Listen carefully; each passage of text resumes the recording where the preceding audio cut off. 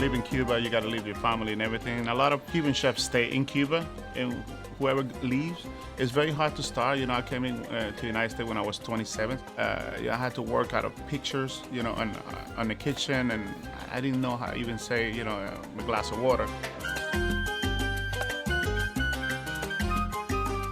Cuba has some different agreements with the United States. Every year there was around 10 to 20,000 visas, depending how Castro and the president, you know, of the United States at the moment feel like.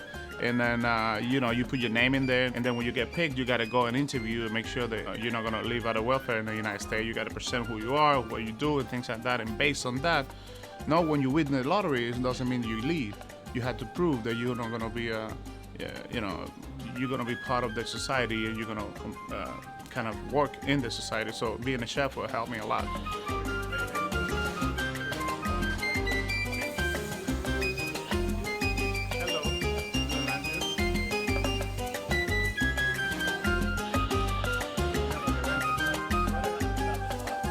When I moved from Havana to the United States, of course, it was a big shock for me. I mean, it's the first time I get on a big plane. That was the first thing, you know, and get into the United States, you know, the first thing when I walked out, you know, it's cars everywhere, and going to a supermarket was like very shocking to me, yes.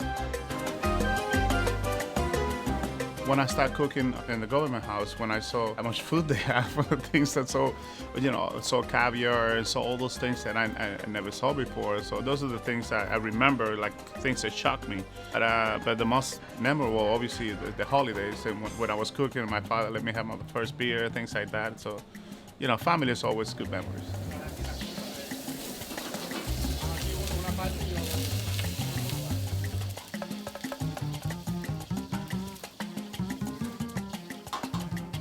2006, I took a big job on the Keys, which was my opportunity to do my cuisine, and it was a private island. And I stayed there for around 5-6 years. And then Jeffrey, the owner of Asia de Cuba, he was looking for a Cuban chef. And I have a great article in the Miami Herald talking about Cuban chefs, and then he read it, and 2 years later he contacted me to join the team because he wants to have a real Cuban chef to relaunch and do the concept again.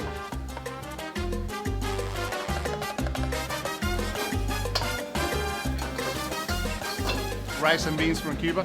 So we use black rice, black beans, roasted cauliflower, and scallops. So it's kind of, in Cuba we call it con gris. So in Spain, because we have a lot of Spanish influence in our cuisine, so the black rice is done with squid ink, and this one we use just the garlic aioli. So it's kind of a take on the Spanish, Cuban, and the Chinese, obviously, because we use the forbidden rice. Basically what I did was I took and I make it more fresh, more modern. We don't use butter, you know, we use a lot of olive oil, lime juice. We have a lot of ceviches and salads, and it's more what people are eating today. It's healthier, lighter, because my idea is when you have a meal, and then after that you can go out and go to a party, you know, go to a club, to a bar, instead of just, you know, just eating a lot of food and heavy food and just kind of fall asleep in the restaurant. So my idea is kind of in that direction, to make it healthier and lighter.